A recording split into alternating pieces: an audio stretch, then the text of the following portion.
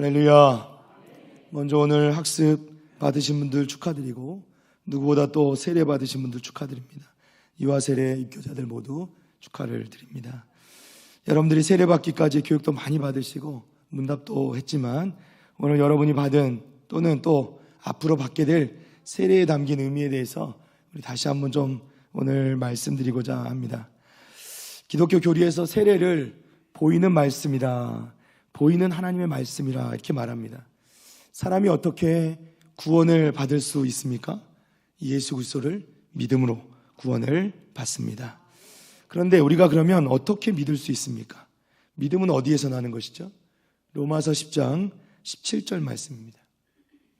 그러므로 믿음은 들음에서 나며 들음은 그리스도의 말씀으로 말미암았느니라. 아멘. 믿음이 어디에서 납니까? 믿음은 들음에서. 그렇죠? 들음은 그리스도의 말씀으로 말미암는다. 즉 말씀을 통해 믿음이 생기는 것이고 그 믿음을 통해 우리가 구원을 받게 되는 줄로 믿습니다. 그래서 우리는 기독교를 말씀의 종교라고도 하는 것이죠. 그만큼 말씀이 중요한 거예요. 왜냐하면 말씀이 아니면 우리가 믿음이 생길 수도 없고 들을 수 없기 때문에, 믿음이 없으면 구원도 받을 수 없기 때문입니다. 그래서 교회의 가장 중요한 사명이 뭐냐면 말씀을 전하는 사명이 되는 것이죠. 우리가 행하는 이 성례 그 자체로 하나님의 말씀이 된다 이렇게 이야기합니다. 성례를 행하는 것이 그것을 통해서 우리는 하나님의 말씀을 보게 되는 것이다. 그러니까 듣거나 읽는 것이 아니라 눈으로 보게 되는 것이 이 성례가 하나님의 말씀을 의미하는 것이다 얘기하는 겁니다. 하나님께서는 성례를 통하여서 우리에게 보여주시는 말씀이 있다는 거예요. 무엇보다 세례는, 오늘 행한 세례는 예수님을 믿어 구원받은 우리가 어떤 사람이 되었는가를 우리에게 분명히 가르쳐 주는 것이죠. 골로새서 2장 11절 말씀을 잠깐 보겠습니다. 또 그 안에서 너희가 손으로 하지 아니한 할례를 받았으니 곧 육의 몸을 벗는 것이요 그리스도의 할례니라. 아멘. 자, 세례를 알기 위해서는 우리가 할례를 알아야 되는데요. 왜냐하면 이 두 가지가 아주 매우 밀접하게 연결되었기 때문이죠. 구약의 할례가 신약의 세례와 연관되어 있는 것입니다. 할례는 하나님께서 아브라함에게 하라고 명령하신 것이었죠. 창세기 17장 10절에서 11절입니다. 너희 중 남자는 다 할례를 받으라. 이것이 나와 너희와 너희 후손 사이에 지킬 내 언약이니라. 너희는 포피를 베어라. 이것이 나와 너희 사이에 언약의 표징이니라. 아멘. 하나님의 말씀을 듣고 아브라함과 그의 몸에서 나는 모든 후손들은 다 할례를 받았습니다. 이 할례라는 게 뭐죠? 남성의 생식기의 포피를, 그 피부 일부를 칼로 자르는 것인데 이것을 언약의 표징이라 말씀합니다. 할례를 행한다는 것은 그 할례 받은 자신이 하나님의 백성이라는 표시를 하는 것이죠. 자, 그럼 또 이 할례라는 것에는 어떤 의미가 담겨 있을까? 자, 첫째는 이 할례는 삶 가운데서 죄를 잘라내는 것을 의미합니다. 마치 피부를 잘라낸다는 것은 우리 하나님의 백성으로서 이 죄를 끊어내고 앞으로의 거룩한 삶을 살아야 한다는 의미를 가지게 되는 것이에요. 육의 몸을 벗는다 이렇게 11절 말씀에, 골로새서 2장 11절 말씀에 표현하는데, 육의 몸을 벗는다는 것은 단순히 우리 육체를 말하는 것이 아니라 우리 육체의 본성, 즉 죄된 본성을 벗는 것을 의미하는 것이죠. 결국 할례는 무엇입니까? 하나님의 백성이 자신의 죄된 본성을 끊어내고 더 이상 죄에 머물지 않고 하나님처럼 거룩하게 되어야 됨을 우리에게 보여주고 있는 것이죠. 우리는 이것을 세례에서도 똑같이 보는 겁니다. 세례는 할례처럼 몸의 일부분을 칼로 자르지는 않습니다. 대신에 물을 몸에 뿌리죠. 머리 위에 뿌립니다.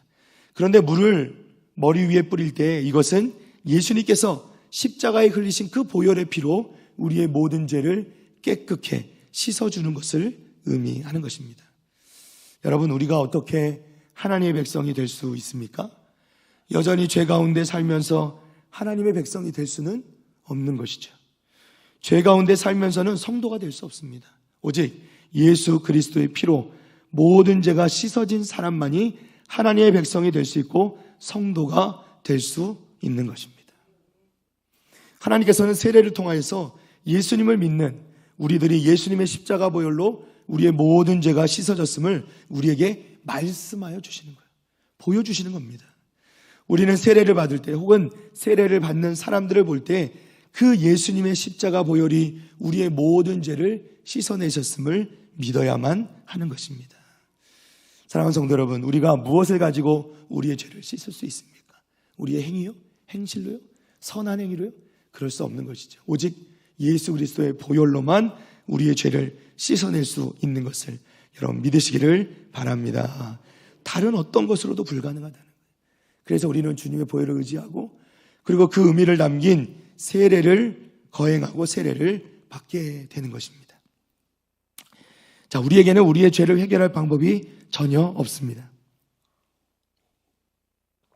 만약 예수님께서 우리를 대신하여 십자가에 못 박혀 죽지 않으셨다면 우리 중에 어느 누구도 죄 씻음을 받을 수 없었고 그렇다면 어느 누구도 구원받지 못할 것입니다. 우리 모두 그 죄의 결과로 영원한 죽음에 처할 수밖에 없었다는 것이죠.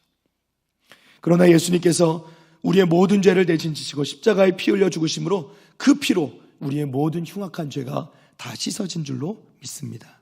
세례를 받을 때 뿌리는 그 물이 곧 예수 그리스도의 보혈이 되어지고 그 보혈로 우리의 모든 죄가 사함을 받고 우리가 하나님의 백성, 비로소 성도가 되는 것입니다. 물론 물은 물이죠. 그러나 여러분, 이 세례가 여러분들에게 행해질 때 그 물이 여러분의 머리 위에 얹어질 때 그 순간에 여러분 가운데 계신 성령 하나님께서는 직접 신비로운 그 역사로 말미암아 여러분을 하나님과 여러분을 그리스도와 연합하게 만들어 준다는 거예요. 그게 우리 믿음의 신비입니다. 그것이 세례의 신비라는 거예요.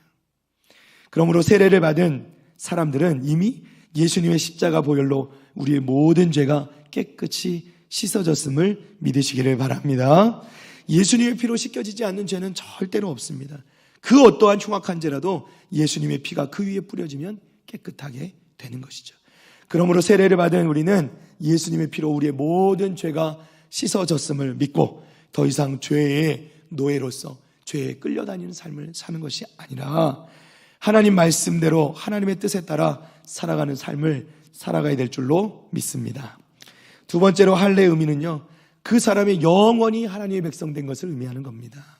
할례를 행할 때 몸의 살을 잘라내면 그 흔적이 영원히 남게 되는 거예요. 그것이 사라지지 않는다는 겁니다. 이와 같이 사람은 영원히 하나님의 백성으로 하나님 앞에 세례받음으로 영원히 하나님의 백성으로 남게 되는 것이에요.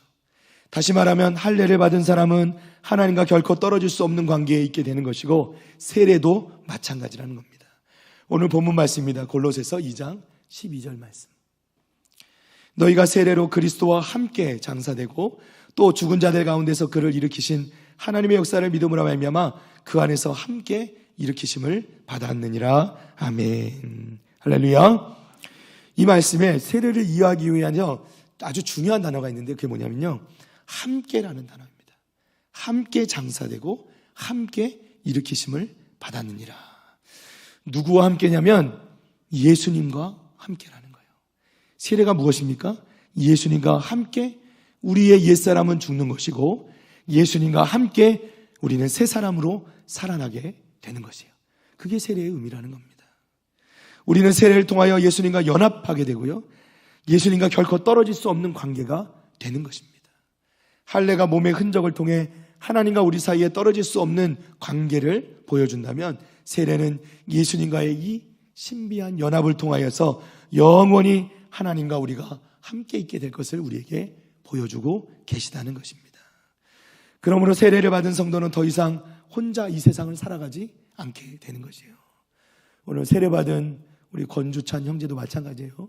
이제 혼자 사는 것이 아니라 그리스도께서 우리와 함께 살아가는 것임을 믿으시기를 바랍니다. 갈라디아서 2장 20절 말씀이 우리에게 이것을 말씀하시죠. 내가 그리스도와 함께 십자가에 못 박혔나니 그런즉 이제는 내가 사는 것이 아니요 오직 내 안에 그리스도께서 사시는 것이라. 이제 내가 육체 가운데 사는 것은 나를 사랑하사 나를 위하여 자기 몸을 자기 자신을 버리신 하나님의 아들을 믿는 믿음 안에서 사는 것이라. 아멘. 우리는 무엇보다도 이 세례를 통하여서 예수님과 함께 죽음을 경험합니다. 누가 죽습니까? 우리의 옛사람이 죽는 것이죠. 그리고 성경은 우리의 옛사람이 죽은 다음에 이제 새 사람이 된다. 새 사람으로 태어난다 말씀합니다. 옛사람은 어떤 사람입니까? 돈과 사람을 쫓고 온갖 쾌락에 몸을 맡겨 결국은 사막의 신기루처럼 그렇게 이 땅에 헛된 삶을 살다가 이 땅에 다 마치는 그 순간에 그저 그 삶을 마치는 그 순간에 영원한 죽음 가운데 처할 수밖에 없는 것이 옛사람이고, 반대로 예수 그리스도의 그 피로 말미암아 우리에게 주어지는 이 세례라는 것을 통해서 우리에게 주시는 새 사람은 영원한 생명, 이제 우리 주님과 함께하는 새로운 생명을 의미하는 것임을 우리는 기억해야 될 것입니다. 이제 세례를 통하여서 예수님과 함께 우리의 옛사람은 죽고 새 사람으로 다시, 오늘 우리 부활주의죠, 부활하는 것을 경험해야 하는 것이죠. 세례를 받아 새 사람이 된 우리들은 어떤 삶을 살아야 됩니까? 더 이상 옛사람으로 사는 것이 아니라, 자기 마음대로 사는 것이 아니라 예수님을 주인으로 모시고 하나님의 말씀에 따라 순종하는 삶을 살아야 하는 것입니다. 중요한 사실은요, 우리가 세례를 받을 때 그저 우리가 세례를 받아서 무엇이 달라지는가 할 수 있겠지만은 그 순간에 성령 하나님께서는 신비롭게 역사하심으로 말미암아 세례받는 성도의 삶을 주장하여 주시고 이후로 성도의 삶과 함께 동행하여 주시며 그 성령께서 우리가 그 성령을 따라 살 수 있는 능력도 주시고 지혜도 주시며 우리를 인도하시는 것을 여러분 믿으시기를 바랍니다. 그래서 이제는 우리가 하나님을 기쁘시게 하는 삶으로 살아가고자 하는 마음을 우리 가운데 허락해 주신다는 것이죠. 사랑하는 성도 여러분, 말씀을 정리합니다.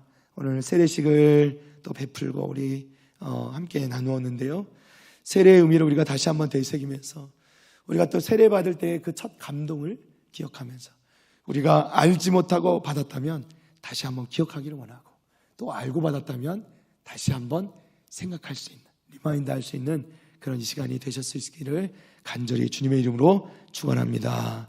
이제는 옛사람은 벗어버리고 새 사람으로, 세례받은 자로, 하나님의 백성으로 부끄럽지 않은 모습으로 살아가기로 결단하시는 우리 사랑하는 성도들 다 되시기를 다시 한번 주님의 이름으로 간절히 축원합니다.